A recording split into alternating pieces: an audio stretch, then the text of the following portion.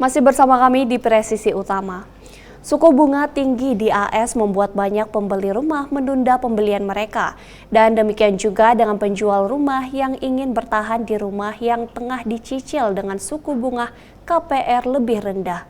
Tapi industri properti belakangan ini mendapat angin segar seputar suku bunga dan juga komisi agen.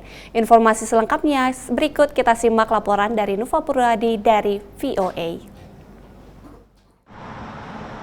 Asosiasi Realtor Nasional atau National Association of Realtors, sebuah organisasi berpengaruh dalam bisnis properti di Amerika Serikat, akhirnya mencapai kesepakatan dalam gugatan yang menuding terjadi penggelembungan komisi untuk realtor.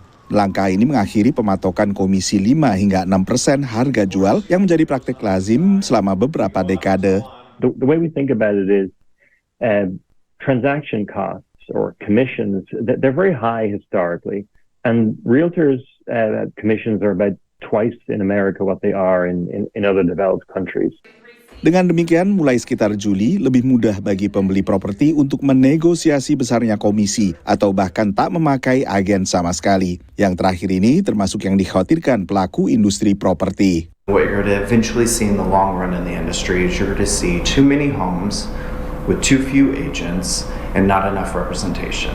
And then you're going to start to see lawsuits increase. You're going to start to see buyers getting into homes that maybe they shouldn't have because something was missed, or sellers losing out on money because something was missed.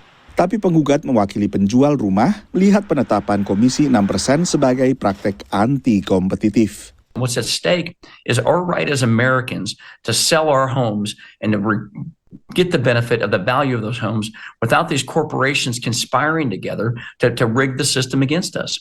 If you want to sell, just think about it. If you want to sell anything, if you want to sell a car, any piece of property, there's no arcane set of rules that require you to pay for the buyers to have a representative.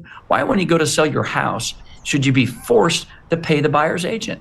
Suku bunga KPR relatif tinggi belakangan, mengikuti kenaikan suku bunga acuan yang telah diputuskan oleh Bank Sentral AS atau Federal Reserve sejak Maret 2022 dalam upayanya untuk menekan laju inflasi. Tingginya suku bunga ini menekan sektor properti, berdampak pada pembeli maupun penjual rumah. Karena itu, penghapusan komisi minimum bisa membawa angin segar bagi sektor properti. Anytime you reduce friction, you're going to have more activity. What we have here is very price-sensitive sellers, and that's really making it a very supply-constrained market. If you look at the actual net proceeds you get, while buyers pay the commission, it really does come out of the net proceeds that the seller gets. So that's something that they're going to look at, and it might make people a little bit more flexible on price. It might affect a little bit the overall affordability. Dalam pertemuan terakhirnya, Federal Reserve belum juga menurunkan suku bunga acuan, meski tetap memproyeksikan penurunan 3 kali sepanjang tahun ini. Mengantisipasi penurunan ini, rata-rata suku bunga KPR telah turun dibandingkan puncaknya pada 2023. Dari Washington DC, Nuva Purwadi dan tim VOA. Pulau Kinmen di Taiwan hanya berjarak beberapa kilometer dari Tiongkok dan jadi medan pertempuran kedua belah pihak di masa lalu. Masih banyak bekas peluru artileri yang bertebaran di pulau itu dan seorang pengrajin mengubahnya menjadi simbol perdamaian. Informasi selengkapnya berikut ini, kita simak laporan dari Rio Tuasikal dari VOA. Di tengah panas dan suara bising, Pu Sendong mengubah sampah menjadi perkakas berguna.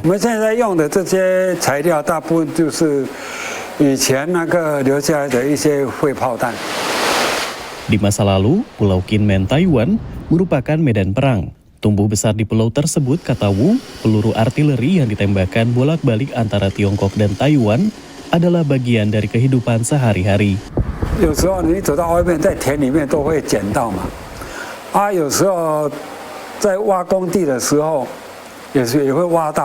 Ini adalah sisa-sisa perang saudara Tiongkok.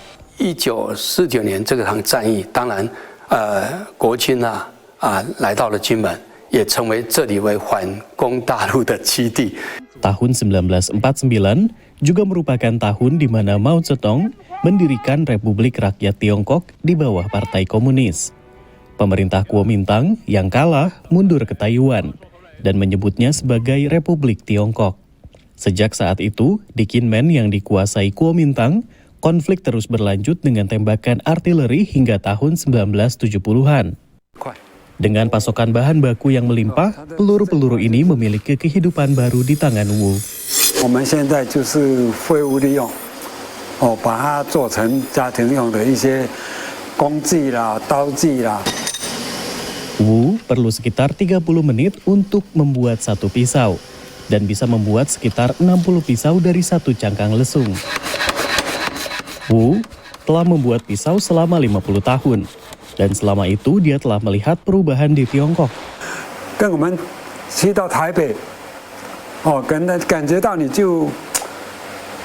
我们就看不出它就是什么共产国家，我们觉得说他们的那个整个都市城市化，各种建设，各种那种，跟我们以前的想象完全是两码事，完全不一样。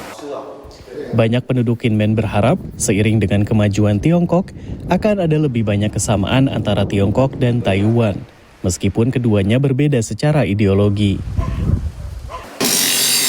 Wu berharap dengan mengubah apa yang tadinya merupakan sesuatu yang merusak menjadi pisau, ia dapat memotong masa lalu Kinmen yang penuh dengan kekerasan dan berharap perdamaian abadi bagi kampung halamannya.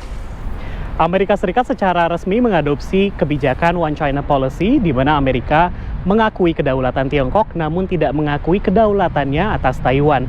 Amerika dan Taiwan adalah sama-sama negara demokrasi, sementara Taiwan adalah mitra dagang terbesar ke-9 bagi Amerika Serikat pada tahun 2022. Dari Washington DC, saya Rio Tuasikal dan tim VOA. Tetaplah bersama kami, Presisi Utama akan segera kembali.